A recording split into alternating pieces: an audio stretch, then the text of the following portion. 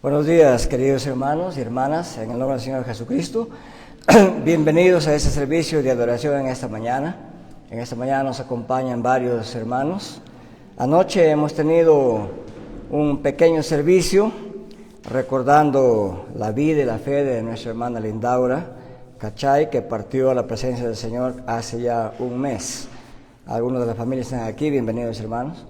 También se encuentra mi mamá otra vez y mi hermana menor, es la que me sigue a mí, se llama Consuelo, está aquí al lado derecho. Bienvenidas a esta congregación en esta mañana. Vamos a iniciar leyendo en el Evangelio según San Mateo, el capítulo 1, versículos 18 al 25. Evangelio de Mateo. Aquí hay una Biblia que pueden prestar si alguien necesita. Alancito, a la hermana que está ahí. Vamos a buscar en el Evangelio según San Mateo, el capítulo 1, los versículos 18 hasta el 25. Mateo 1, 18 al 25.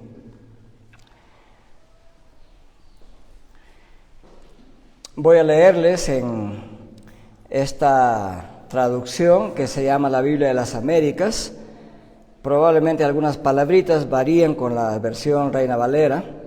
Dice así: y el nacimiento de Jesucristo fue como sigue. Estando su madre María desposada con José, antes de que se consumara el matrimonio, se halló que había concebido por obra del Espíritu Santo. Y José, su marido, siendo un hombre justo y no queriendo difamarla, quiso divorciarse de ella en secreto. Pero mientras pensaba en esto, he aquí que se le apareció en sueños un ángel del Señor, diciendo: José, hijo de David, no temas recibir a María tu mujer, porque el niño que se ha engendrado en ella es del Espíritu Santo. Y dará a luz un hijo, y le pondrás por nombre Jesús, porque él salvará a su pueblo de sus pecados.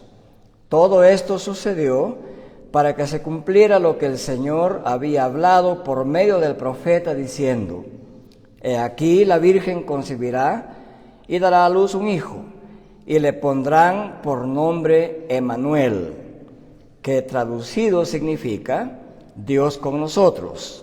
Y cuando despertó José del sueño, hizo como el ángel del Señor le había mandado, y tomó consigo a su mujer, y la conservó virgen hasta que dio a luz un hijo, y le puso por nombre Jesús. Gracias, oremos por la bendición sobre su palabra. Nuestro Dios y Padre Celestial, gracias por su inmensa misericordia, al habernos conservado la vida hasta aquí hoy, para leer esta porción de su palabra y escuchar la meditación sobre este pasaje. Gracias, Padre, por haber enviado a Jesucristo, su Hijo, a este mundo para nacer como ser humano, concebido por el Espíritu Santo y por lo tanto Hijo de Dios y Dios mismo. Gracias también, oh Dios, por las familias que están representadas en esta mañana, en este lugar. Imploramos su bendición sobre cada uno de las familias, imploramos su bendición por salud, por bienestar y sobre todo, Dios, para que tengamos una vida llena de la palabra de Dios día a día. Oramos, Padre, por su bendición sobre nuestro país. Le suplicamos que estas convulsionadas situaciones que vive nuestra patria puedan calmarse y nuestro país pueda tener mejor bienestar, oh Señor. Oramos por los más pobres de la tierra. Le suplicamos que a través de sus iglesias y a través del Estado podamos llegar con ayuda para ellos, especialmente por los damnificados de Amazonas, de San Martín y otros lugares como Sayique en Jaén. Oh Padre, en esta mañana le suplicamos que nos dé una mente y un corazón atentos a su palabra, que su palabra nos nutra, nos edifique y nos llene, oh Dios, del conocimiento de la revelación suya. En el nombre de Jesús. Amén. En el capítulo 1, el versículo 18 hasta el 25, quisiera hacer una pequeña aclaración antes de empezar. En el versículo 24 dice, cuando despertó José del sueño, hizo como el ángel del Señor le había mandado. Antes de ese versículo, en el versículo 23, hay una frase que dice, y le pondrán por nombre Emmanuel. En realidad, una traducción más literal sería, y llamarán su nombre Emmanuel. Luego voy a explicar por qué esa pequeña diferencia. Entonces, en esta mañana voy a explicar más o menos en detalle los versículos 18 al 25. Estos versículos 18 al 25 pueden organizarse en las siguientes partes. En primer lugar, el versículo 18 nos habla que María había sido desposada por José y que antes de que se consumara el matrimonio, ella estaba embarazada. Eso nos cuenta el versículo 18. Y claro, si uno leyera solamente ese versículo, uno se alarmaría, diría, ¿qué? ¿Qué le pasó a esta María? Ya estaba desposada y luego queda embarazada y faltaba todavía la etapa formal para casarse, y ahora ¿qué va a pasar? Entonces el versículo 19 nos dice qué es lo que pensó, cuál fue el plan de José al enterarse de esto. Eso nos cuenta el versículo 19. Y el versículo 20 y 21, mientras José estaba peleando en su mente con esta dura decisión, aparece la revelación de Dios y le revela a José que la concepción, que el embarazo de María era obra del Espíritu Santo. Entonces el versículo 22 y 23 nos cuenta, Mateo nos explica que esta concepción virginal de Jesús en el vientre de María era cumplimiento de la profecía de Dios.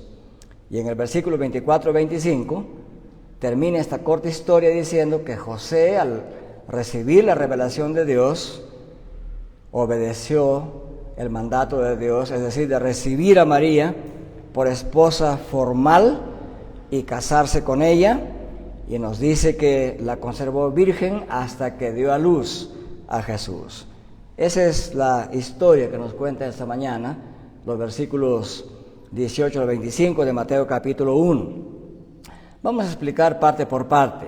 El versículo 18, María estaba desposada ya con José, y José se informó, probablemente a través de ella misma, que estaba embarazada. Esto Mateo lo dice para que la gente comience a pensar, ¿cómo es esto? Entonces hay que saber cómo era la ley judía acerca del matrimonio. Y hay varios escritos que nos cuentan de la costumbre judía en cuanto al matrimonio. Tenía dos etapas. En la primera etapa, el hombre se acercaba a la familia y hacía lo que llamamos en el Perú la pedida de mano. Cuando le daban el sí los papás, entonces, en ese momento, la mujer quedaba desposada, es decir, quedaba asignada a ese varón. Y ese acto era un acto legal en la ley judía. A partir de ese momento, ella llegaba a ser la esposa de ese varón, aunque no se junten todavía, pero ya era un acto legítimo. Esa era la primera etapa, el desposamiento. Y este desposamiento podía suceder cuando la chica era adolescente todavía. El hombre tenía que esperar hasta que llegue la edad adulta y entonces tomaba el segundo paso, que era el matrimonio formal. Esas eran las dos etapas. Eso está escrito en el Talmud, en un documento judío que nos explica todas las reglas de cómo se procedía en cuanto al matrimonio. Entonces, cuando Mateo nos dice que María estaba desposada con José, nos quiere decir María ya era legalmente esposa de José. Y él descubrió que luego de que la había desposado, ella estaba embarazada. Y la pregunta que Mateo quiere que sus lectores se hagan es, ¿y ahora qué va a suceder? Y claro, como decimos en el Perú, el morbo entra en la mente humana. ¿Qué pasó? ¿Cuándo? ¿Cómo? ¿Con quién? ¡Qué tremenda mujer pecadora!, ¿no? Así nos imaginaríamos. Pero en la segunda parte del versículo 18 nos dice que José, al informarse de esto, ya no quiso consumar el matrimonio, no quiso tomar la segunda etapa, el segundo paso, de ir ante los ancianos de Israel, casarse formalmente. José ya no quiso hacer eso, ya tuvo un plan secreto. Escuchen lo que dice el versículo, la segunda parte, dice: se halló que había concebido. Hasta ahí uno se queda en suspenso, pero Mateo inmediatamente agrega: había concebido por obra del Espíritu Santo. Esto es lo que no sabía José. Entonces, antes de saber eso, obviamente José, por más que amaba a María, tuvo dificultades para consumar la segunda etapa. Entonces, ¿qué pensó José? José no tenía esa información que Mateo nos da a nosotros. Nosotros no podemos especular, porque Mateo de frente nos dice: estaba desposada, se halló que había concebido por obra del Espíritu Santo. No nos deja margen a nosotros para especular. Nosotros lo sabemos, pero José no sabía eso. Entonces, entra la segunda parte, versículo 19. José pensó en un plan inmediato. Pensó divorciarse de María. Y uno se pregunta ¿por qué? Porque él no sabía la información. Lo más natural era que José pensó que ella estaba embarazada pecaminosamente. Él no tenía la revelación todavía en ese momento de parte de Dios. Entonces pensó divorciarse. Algunas traducciones dicen pensó dejarla secretamente, otros dicen pensó abandonarla, pero esas traducciones no son exactas. El término legal que se usa aquí en el idioma de la Biblia es pensó divorciarse. Esa es la palabra que se debe usar. Pensó divorciarse porque estaba casado legalmente, según las leyes de Israel. Entonces, significa que José, como cualquier ser humano, interpretó que María había estado embarazada por infidelidad contra él. Y según la ley judía, que está escrita en la palabra de Dios misma, no tenía otra opción, tenía dos opciones José. La primera, ir ante la corte de ancianos de la iglesia de Israel y declarar lo que había pasado con María, informarle a la corte.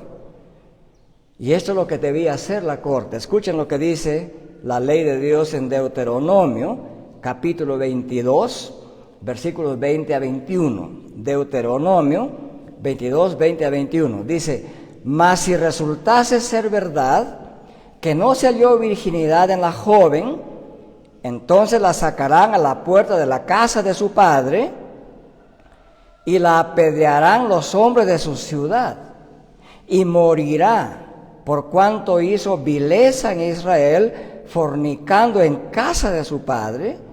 No significa que lo haya hecho dentro de la casa, significa estando bajo la autoridad de su padre. Así quitarás el mal de en medio de ti. Entonces la primera opción que tenía José es declarar este hecho ante la corte, y la sentencia está ahí escrita. Eso es lo que tenía que haberle pasado a una mujer desposada y que quede embarazada sin haber tenido relaciones con su novio. Eso tenía que haber pasado. Y esto es lo que a José le turbaba en su mente. Mateo nos informa que José era un varón piadoso o justo. Y el texto nos indica que él no quería hacer esta primera opción. No quería ver a María al frente de la casa de su papá siendo apedreada por la ciudad. José, sabiendo la ley, siendo un hombre piadoso, sabía esto. Entonces, ¿qué nos quiere enseñar Mateo con este versículo 19? Nos quiere enseñar dos cosas. Primero, nos enseña que José era un hombre correcto. Era un hombre justo, era un hombre piadoso. No creía en la posibilidad de una concepción virginal, por supuesto. No creía que el embarazo era sobrenatural. Entonces, en lugar de denunciar a su esposa, él decide hacer un divorcio en silencio, sin informar a la corte. Eso es lo que él quiso hacer. Y no tomar el siguiente paso de casarse formalmente con María. Eso es lo que nos quiere decir Mateo. Eso estaba en la mente de José. Y en segundo lugar, Mateo nos quiere decir que aunque José sabía bien la ley de Dios acerca de la infidelidad de una esposa, y la ley demandaba que muera a pedradas, pero él no quería que se le aplicara esa ley drástica de esa manera a María. Entonces, ¿cómo puede Mateo llamar a José un hombre justo si no quería que se aplique la ley? Nosotros que somos de mente muy legalista, todos estuviéramos de acuerdo, sí, que la apedreen de una vez, ¿verdad? Es una reacción muy natural en el ser humano. Pero no es la única manera de actuar para un ser humano. Entonces, el versículo 20 nos dice que él tenía temor de tomar a María por esposa formalmente. Por eso el ángel le dice: José, no temas. Mateo nos informa que había entrado el temor en José. Entonces, la razón por la cual José toma esta decisión era porque no solamente era un hombre que conocía la ley, conocía también el espíritu de la ley, conocía también la misericordia como una opción frente a la ley. Y por ser un hombre piadoso y lleno de misericordia, quiso hacer esto en silencio, sin hacer un escándalo público para María. Eso significa justo y piadoso aquí. Alguien que conoce la ley, que está dispuesto a obedecer la ley, pero que al mismo tiempo está dispuesto a ejercer la discreción y la misericordia. En el derecho occidental en general, se dice que lo que no está escrito en la ley no se le puede aplicar a un reo en general. Eso le llaman los abogados, el derecho es positivo. Si no es escrito, no se tiene por qué aplicar, a menos que en el camino se vaya creando jurisprudencia.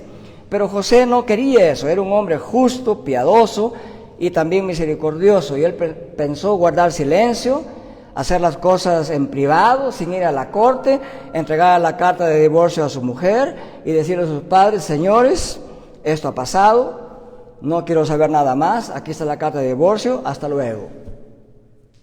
En tanto que él le daba vuelta a esta decisión, y claro, eso tenía varios bemoles, digamos, ¿no? Porque tarde o temprano el barrio se iba a enterar, ¿verdad? Todo esto le preocupaba a él. Mientras luchaba con esto, viene la tercera parte de esta pequeña historia en el capítulo 1, 18 al 25, versículo 20 y 21. Dice así, el versículo 20 y 21. Mientras él estaba luchando con esto, pero mientras consideraba, pensaba esto, he aquí, se le apareció un ángel en sueños. Y viene la revelación de Dios. Esto es interesante. A veces nosotros los seres humanos frente a un problema nos rompemos la cabeza pensando. Pero si usted es una mujer piadosa, un varón piadoso, no tiene que romperse la cabeza demasiado. Los cristianos sabemos qué hacer. Hay que ir a Dios en oración, hay que ir a Dios buscando la guía de su palabra, que nos enseña sobre este problema que tengo, cómo debo actuar, cómo puedo hacer. Los cristianos no estamos desprovistos de enseñanza de cómo actuar en diferentes circunstancias de la vida. La Biblia no es solamente un libro que sirve para cantar y para de vez en cuando leer. Toda la Biblia es como un conjunto de manuales que guían al hombre y mujer de Dios para saber cómo vivir, qué hacer en ciertas circunstancias. Pero en ese tiempo toda la revelación no estaba escrita todavía. Entonces se requería una revelación especial de Dios, y Dios viene en su misericordia y gracia a José a darle la solución a su problema. Y no era un problema pequeño, era un problema inmenso. Imagínense usted como varón, novio, ya hizo el compromiso, lo hizo el día de hoy. Un mes después usted se entera que la que va a ser su esposa está embarazada. Qué terrible problema, ¿verdad?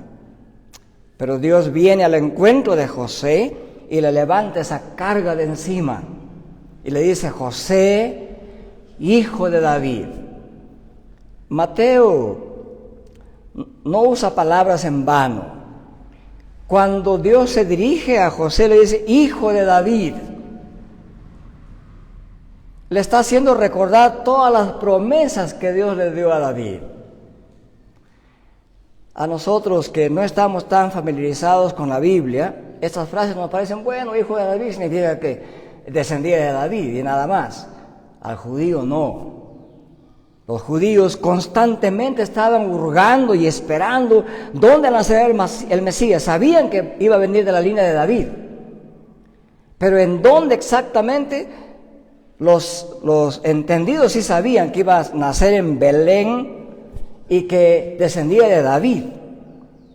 José era hombre piadoso, él sabía esto. Cuando se le dice hijo de David, cambia la mente de José. Comienza a pensar en todas las promesas de Dios para David.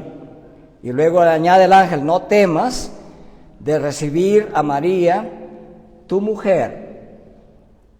Lo enfatiza. No olvides, José, ya es tu esposa. No olvides, no tengas miedo de recibirla. Y seguramente José está pensando: pero ¿y este problema? Y entonces el Evangelio añade: porque el niño, ahí no había todavía tomografías ni ecografías, no se podía ver el niño al tercer mes y saber si es varón o mujer, por revelación de Dios.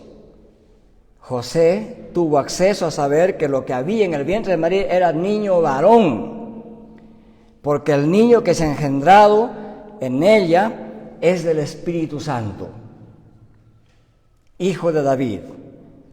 El niño que está en el vientre de tu esposa es obra del Espíritu Santo. Con esto le levanta una inmensa carga del corazón, de la mente de José. Así que entonces, al decir esto, Mateo nos está comunicando lo siguiente: en este siglo XXI y desde el siglo XVIII hacia adelante, se ha criticado muchísimo la concepción virginal de Jesús. Los científicos dicen: eso no es posible.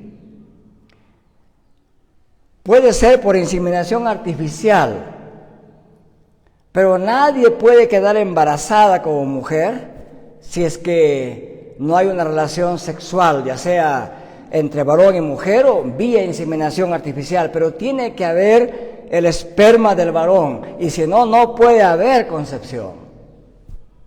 Y entonces dicen: claro, los que creen en la concepción virginal son aquellos pobrecitos. En ese tiempo no había ciencia, era una edad precientífica, entonces quizás podían creer ellos en concepción virginal. Nosotros no, sabemos demasiado. Sabemos nosotros que no es posible un embarazo sin la intervención del esperma del varón y el óvulo de la mujer. Pero los precientíficos creían en eso.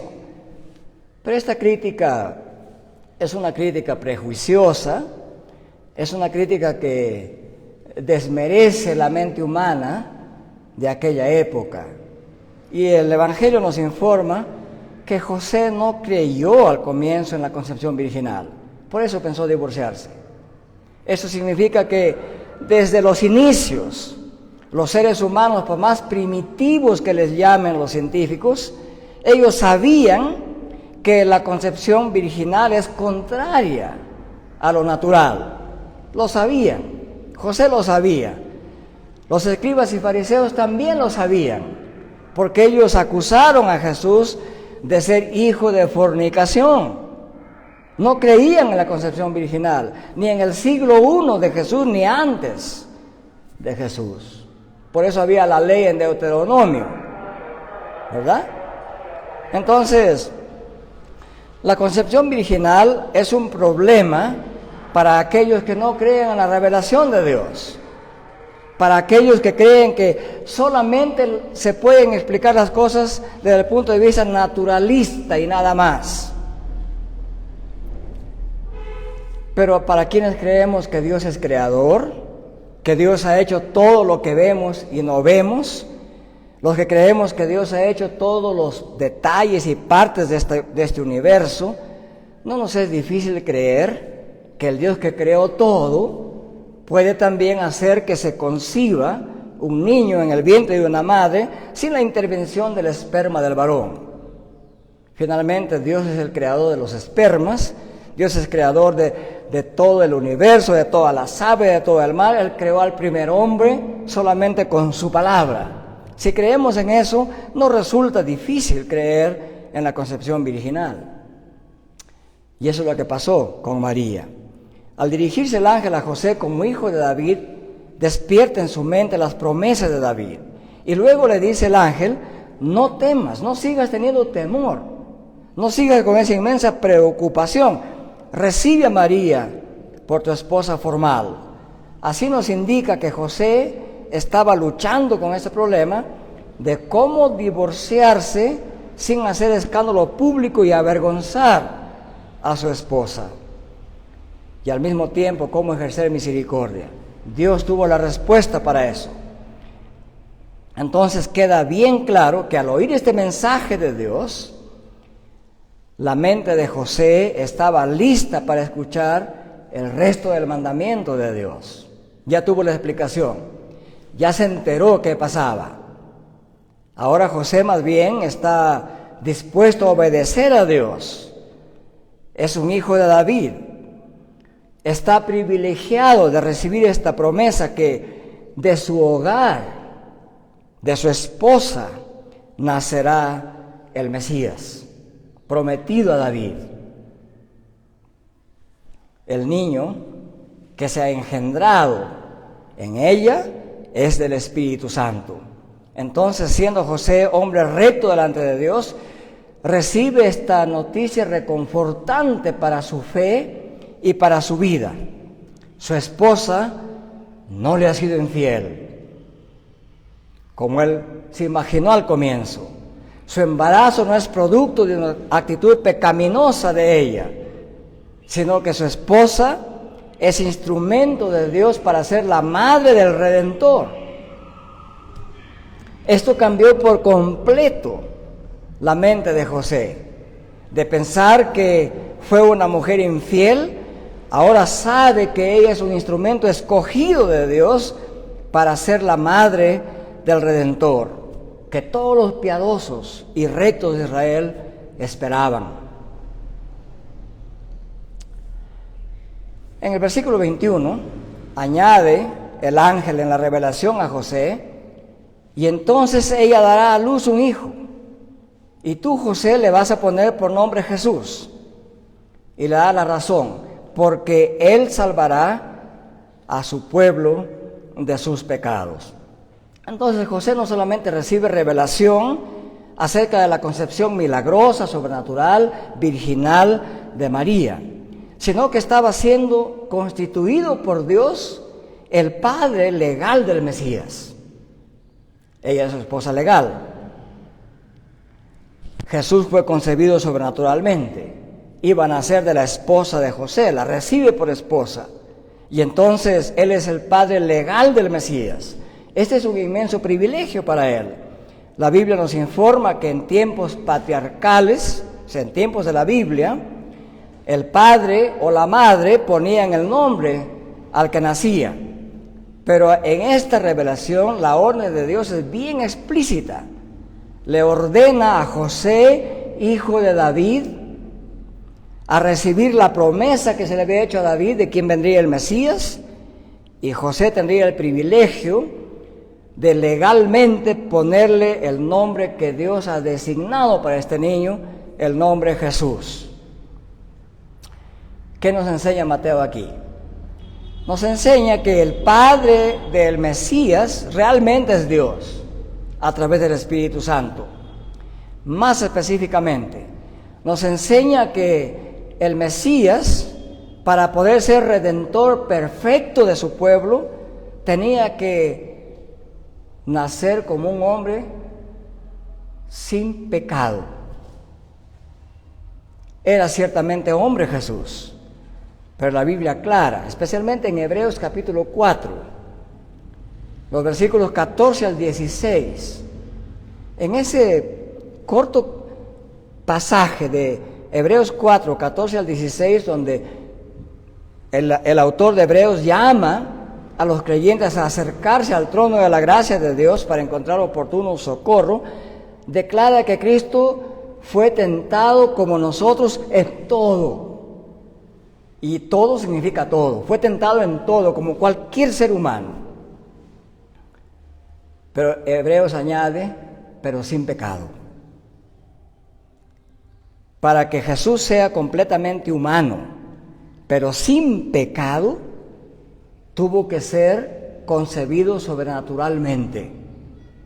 Y esa es la importancia que tiene la concepción virginal de Jesús. Entonces, deja en claro Mateo que Jesús es un ser humano por parte de María, completamente humano, excepto que no tenía pecado, y completamente divino, porque su Padre es Dios.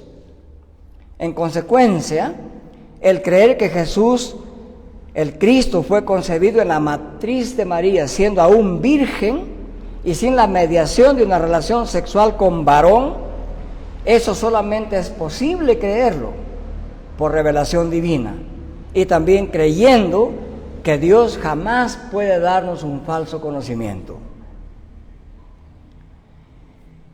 El ángel del Señor añade la razón del nombre que se le debía dar a Jesús. Jesús significa Jehová es salvación, o también significa el que ciertamente salvará, como lo expliqué el domingo pasado. Y aquí dice, porque Él salvará a su pueblo de sus pecados. Eso es lo que significa el nombre Yeshua. Significa Jehová es salvación. Entonces, Mateo enseña que José y María son los padres humanos del Salvador, que es Hijo de Dios. Si los lectores de Mateo solo tomarían en cuenta la asociación del nombre, digamos, de Jesús con el de Josué. En el Antiguo Testamento había el varón que tomó el liderazgo después de Moisés para llevar a Israel a la tierra prometida, se llamaba Josué. Dios había escogido a propósito a este varón Josué con ese nombre que significa Jehová es salvación. Y entonces, los que estaban familiarizados con el nombre de Josué, claramente habrían entendido que este Jesús, Hijo de Dios, cuyo nombre es Jesús, Él era el Salvador a su pueblo de sus pecados. Entonces, esta revelación bien específica de parte de Dios, que Jesús va a salvar a su pueblo de sus pecados, esa revelación no permitía entender la salvación en términos netamente políticos, como pensaban los judíos. Ellos esperaban un Mesías, guerrero, que venga y que organice a Israel en un gran ejército y que expulse a los romanos de la tierra de Jerusalén. Eso pensaban ellos. Por eso cuando Jesús vino, lo criticaban. Decían, el Hijo de David, el Mesías, va a ser un hombre poderoso que puede destruir ejércitos y nos va a liberar del yugo romano. Por eso no consideraban a Jesús Mesías, pero era un mal entendimiento. Entonces, es muy probable que para un Mateo y también para José, que conocían bien la Biblia, cuando escucharon que Jesús había sido hecho por el Espíritu Santo en el vientre de María, ellos podían recitar este salmo que todos los judíos sabían.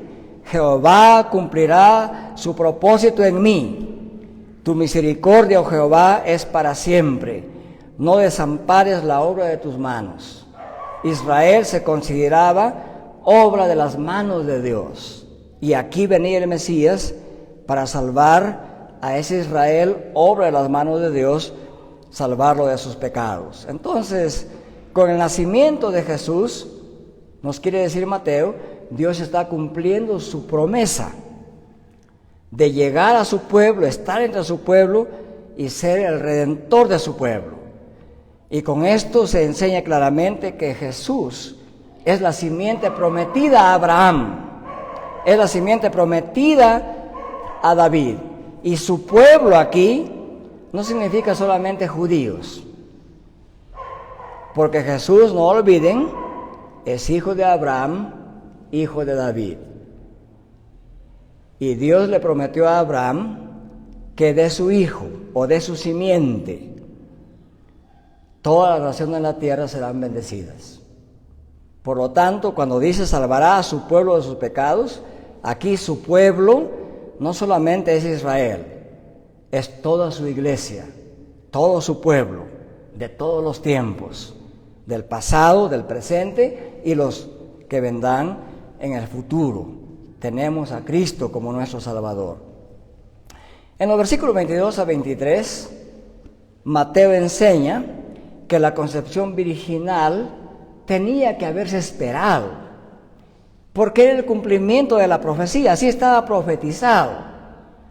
Y específicamente estaba profetizado así en Isaías 7:14, porque ahí dice, he aquí, la Virgen concebirá, así dice ese texto, la Virgen concebirá y dará a luz un hijo y se llamará su nombre Emmanuel. Eso dice la profecía. Y por eso Mateo, en el capítulo 1, versículos 22 y 23, dice así, todo esto ha sucedido, o todo esto sucedió para que se cumpliera lo que el Señor había hablado por medio del profeta diciendo, he aquí la Virgen concebirá y dará a luz un hijo, y le llamarán su nombre Emmanuel, que traducido significa Dios con nosotros. Eso es lo que dice versículos 22 y 23. Entonces, Mateo en general, en todo su evangelio, enseña que todo lo que pasó con Jesús y todo lo que Él hizo fue en cumplimiento de las profecías que Dios había dado desde la antigüedad. Eso dice en general. Pero aquí en forma específica, Mateo señala que la profecía de Isaías 7:14 se estaba cumpliendo en Jesús. ¿Cómo entender este pasaje? Ustedes saben que estamos en una época donde todo es cuestionable, ¿verdad?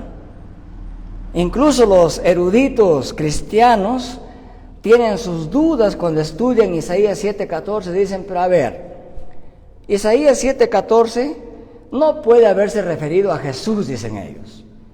¿Por qué? Porque la profecía se le dio al rey Acaz, que temía ser aplastado por la alianza militar entre Asiria e Israel del norte. Isaías le está profetizando al rey Acaz, que era el rey de Judá, en el sur de Palestina. Y le da esta profecía de 7:14 a Acaz cuando él estaba esperando un ataque desde el norte de esta alianza militar entre Asiria e Israel del norte. Y él se sentía ya destruido, no sabía qué hacer. Y viene Isaías y le da esta profecía. Le dice, ¿qué señal quieres de Dios para saber que Dios te va a librar? Acaz no le quiere dar ninguna señal. ¿Por qué? Porque Acaz estaba pensando aliarse con otros poderes militares para resistir a la alianza militar a Siria e Israel del norte. Tenía su plan, no quería escuchar nada de Dios. Y entonces, de todas maneras, Dios le da la señal, dice, he aquí, una virgen concebirá y dará a luz un hijo y llamarán su nombre Dios con nosotros. O sea, Dios es nuestra defensa, en otras palabras. Esa fue la profecía que le dio Isaías al rey Acaz. Entonces, algunos llamados eruditos en la Biblia dicen, entonces, si esta profecía debía tener significado para el rey Acaz, tenía que haberse cumplido en el tiempo de Acaz. Y por lo tanto no puede aplicarse a Jesús. Porque de ahí hasta Jesús han pasado cientos y cientos de años. Esta profecía no hubiera tenido valor para Judá o Israel del sur en ese tiempo, si no se hubiera cumplido en ese tiempo. Entonces, seguramente concibió una virgen, de ahí nació un líder que ayudó a Israel, se cumplió en el tiempo de Acaz. No tenemos que aplicarla a Jesús, dicen. Mateo se ha equivocado. Bueno, esa es una opinión, digamos, que no toma en cuenta todas las verdades de la palabra de Dios. Tenemos que decir en primer lugar que el Antiguo Testamento no termina con el rey Acaz y que la revelación de Dios no terminó con el rey Acaz, continuó hasta los tiempos de Jesús. Entonces, ¿cómo Mateo llega a esa conclusión? Que esta profecía se está cumpliendo en Jesús. Porque la única manera de interpretar los hechos de la Biblia no es simplemente quedarse en los hechos históricos.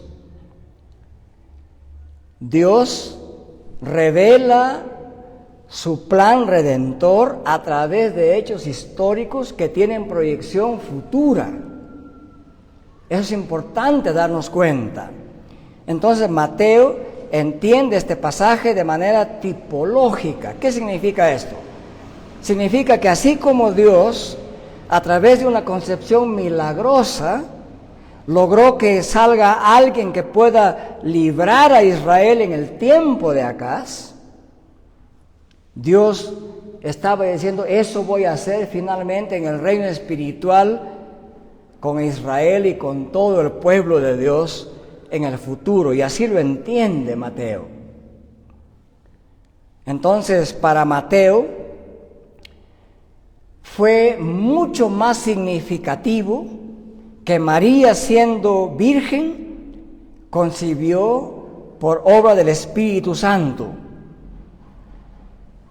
Y que el hijo que nació de María tenía la máxima importancia para la casa de David. La casa de David fue librada por un tiempo, en el tiempo de Acaz. Pero ahora, con el nacimiento de Jesús, la casa de David y la casa más extendida de David, es decir, todas las naciones de la tierra, tienen a un libertador, ya no solamente de la opresión de un rey maligno que viene del norte, o de una alianza militar maligna del norte, sino que ahora en Jesús, que nace de una virgen, será el que libere a todo el pueblo de Dios de esa opresión interna de los pecados. Y por eso le llama Dios con nosotros.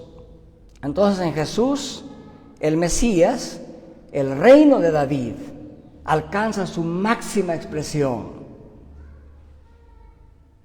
En tiempos de David, su reino se extendió muy anchamente, pero no pasó del territorio de Palestina. En el día de hoy, la Iglesia de Jesucristo está presente en cada rincón del planeta. Es una iglesia internacional.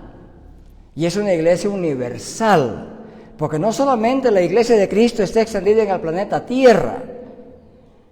La iglesia de Cristo está formada también por aquellos santos que ya están en el reino celestial. Es una iglesia universal.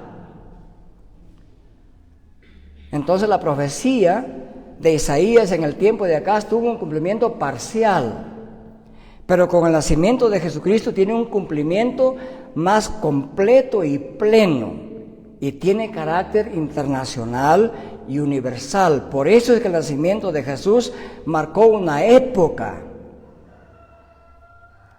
El pueblo de Dios ha llegado a su clímax, y ahora se marca la historia antes de Cristo y después de Cristo, aunque no le guste eso a mucha gente.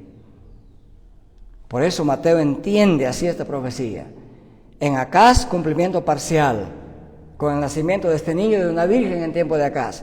Pero con el nacimiento de Jesús, concebido virginalmente hoy en el tiempo de Mateo y en el tiempo de hoy, la profecía se ha cumplido en su plenitud. No debemos olvidar también que la concepción virginal, siendo sobrenatural, es decir, por intervención directa de Dios, Mateo presenta a Jesús como completamente humano y completamente divino. Y esta enseñanza de la humanidad y divinidad de Jesús al mismo tiempo es una enseñanza que queda clara en todo el Nuevo Testamento. No es una cuestión de Mateo solamente.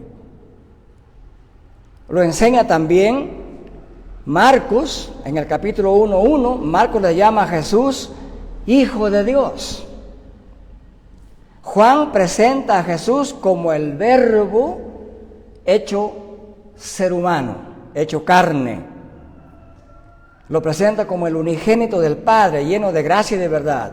Pablo presenta a Jesús en 1 Corintios 15:47 como el último Adán celestial.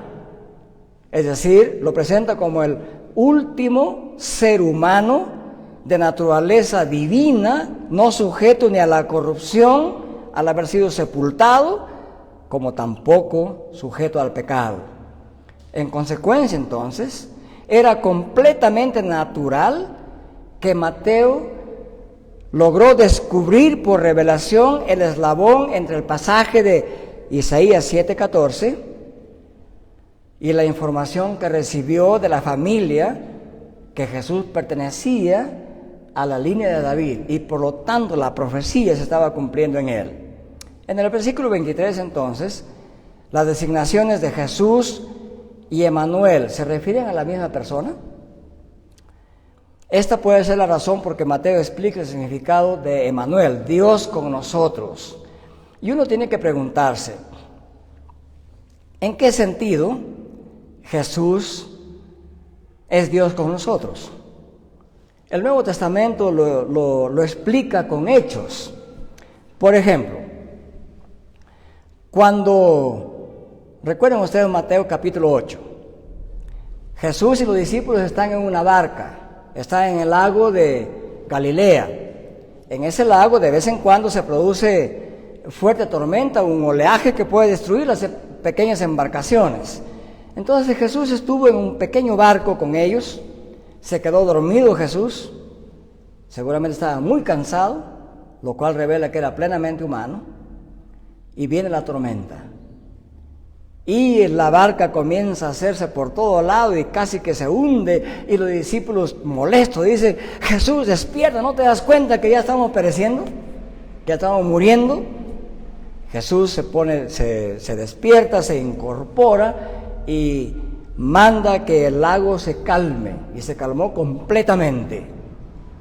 Y los discípulos dicen, ¿quién es este que hasta el mar le obedece?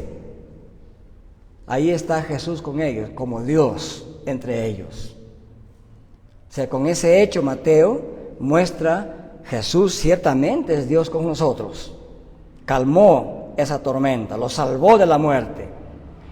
Y también en Mateo capítulo 10 se nos muestra que cuando ellos van a predicar el evangelio del reino, los demonios se sujetan a la palabra de Dios, a la palabra ordenada por Cristo. Con ese hecho les demuestra que Jesús es Dios con ellos, Dios con nosotros.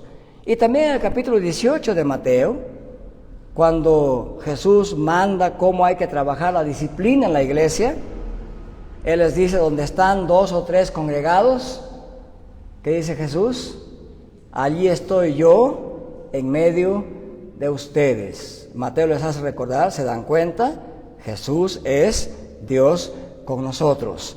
Y más directamente, en el último versículo del capítulo 28 de Mateo, Jesús mismo, ya resucitado, está puesto de pie en un monte de Galilea y se dirige a los 11, representando a toda la iglesia de Cristo, y les dice, vayan y prediquen el evangelio por todo el mundo, hagan discípulos a las naciones, bautícenlos en el nombre del Padre, del Hijo y del Espíritu Santo, y finaliza el versículo 20 de Mateo 28 con esas palabras, he aquí, yo estoy con vosotros hasta el fin del mundo.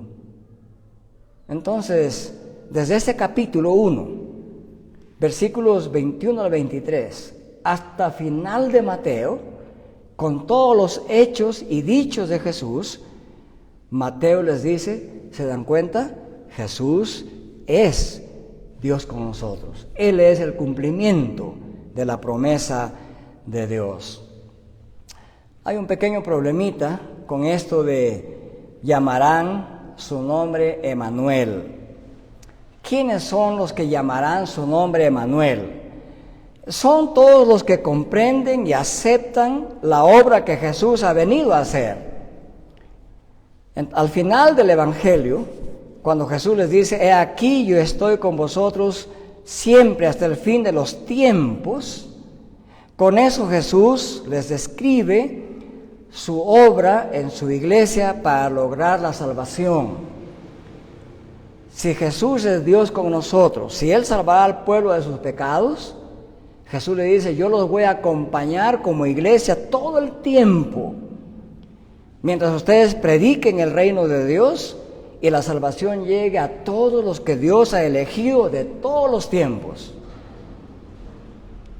Entonces, ¿quiénes llamarán a Jesús Dios con nosotros? Los creyentes. Todos aquellos que creen en Jesucristo, creemos que en Jesús Dios está con nosotros. Y mucho más, Dios está en nosotros. Porque Dios, a través de Cristo, nos ha dado su Espíritu Santo para que nos guíe, nos enseñe incluso a orar. La Biblia presenta al Espíritu Santo que Cristo envió a su iglesia. Lo presenta como aquel consolador que nos ayuda a enderezar nuestra propia oración. Entonces, Emmanuel es un principio de acción de Dios. No es un nombre, es un principio de acción de Dios. Dios está siempre entre nosotros y con nosotros. Jesús ha hecho posible eso con su muerte y resurrección. Finalmente, los versículos 24 y 25 de Mateo nos dicen así: y cuando despertó José del sueño, donde recibió la revelación, hizo como el ángel del Señor le había mandado y tomó consigo a su mujer. ¿Qué significa tomar consigo? La recibió de la casa de sus padres y la llevó a vivir con él. Eso significa la llevó consigo. Y la conservó virgen hasta que dio a luz un hijo y le puso por nombre Jesús. En esta mañana no voy a explicar el tema de si María se siguió virgen después que dio a luz a Jesús. Eso lo voy a tocar cuando llegue al capítulo 13 de Mateo. Van a tener que esperar o van a tener que leer por sí mismos para hablar de esa partecita del tema. Pero aquí cuando dice que obedeció José, eso indica que realmente era un hombre piadoso. Obedeció la voz de Dios. La frase llevó a su esposa significa que José consumó el matrimonio en la segunda etapa ceremonial formal y luego la llevó a vivir con él. Ahora es su esposa en el sentido pleno de la palabra. Es decir, fueron a vivir bajo el mismo techo y en el mismo lecho. Eso es lo que quiere decir el texto. Pero el texto añade, y no tuvo relaciones sexuales con ella. La palabra conoció significa eso. No vayan a pensar que eso es conocer, que la vio y les supo su nombre. Este conocimiento es el conocimiento íntimo, pleno, eso quiere decir. Por eso dice que la conservó virgen hasta que dio a luz a Jesús. Entonces, este hombre piadoso supo entender la voluntad de Dios. Qué privilegio de que en su hogar iba a nacer el Mesías. Muchos hombres, en lo más común de nuestro pensamiento, diríamos, ¿cómo José, ya teniendo a su mujer, no puede acercarse sexualmente a ella? Y los hombres más vulgares dirían, no, ¿qué va a aguantar tanto tiempo, verdad? Estamos entre adultos y hablemos claro. Eso pensaría la gente. Pero también los seres humanos sabemos que aunque el sexo como necesidad biológica es tan importante y Dios lo ha creado así, también Dios capacita y prepara al hombre y a la mujer para elevarse por encima de la simple biología natural y saber que esperando al Mesías, ¿cómo me voy a atrever a acercarme sexualmente a la madre del Mesías mientras el Mesías esté en su vientre? Esto nos indica que José realmente era un hombre de mucha fe y de mucho respeto por la palabra de Dios, ¿verdad? ¿Cuántos de los hombres aquí somos como José? Pero ese es el desafío. O sea, hay circunstancias, y esta era una circunstancia así, en que Dios prepara al ser humano para elevarse por encima de lo que llamamos los simples instintos más básicos de la biología humana. Y así nos presenta a José como un hombre realmente piadoso. Y entonces Mateo aquí para nada da a entender lo que se llama ahora la virginidad perpetua de María, que vamos a conversar cuando lleguemos al capítulo 13. Esta doctrina apareció recién en el año 400 y en el año 600. O sea, no estaba al comienzo, pero lo dejamos como tema aparte. Finalmente, se añade que nace el niño y José, en obediencia a la revelación de Dios, le pone por nombre Jesús. José, con plena obediencia hacia Dios, ya ni siquiera nos da a entender que habría pensado en diferentes otros nombres, simplemente traslada a Jesús el nombre que Dios había designado, pero José tiene que hacerlo, porque es hijo de David, y el Mesías, según la genealogía que hemos explicado, es hijo de David. ¿Cuál es la conclusión a la que llegamos en estos capítulo 1, versículos 18 al 25 de Mateo? El hecho de que Jesús haya sido concebido por obra del Espíritu Santo, y como dice el credo también, en el vientre de María, esto se llama la encarnación en la teología cristiana. Entonces, el nacimiento de Cristo, tanto como su concepción, fue sobrenatural, porque Él es el Hijo de Dios. Entonces, la obra del Espíritu Santo, en cuanto a la concepción de Jesús, fue una obra doble. ¿En qué sentido doble?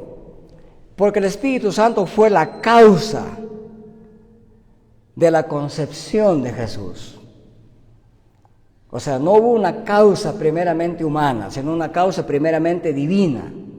Así como Dios creó de la nada al ser humano, nos indica la capacidad creadora de Dios. Dios aquí actúa creadoramente y sobrenaturalmente hace posible que el Mesías sea concebido en la matriz de María, siendo matriz humana.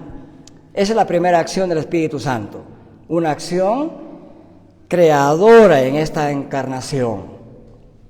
Y en segundo lugar, el Espíritu Santo santificó la naturaleza humana de Cristo.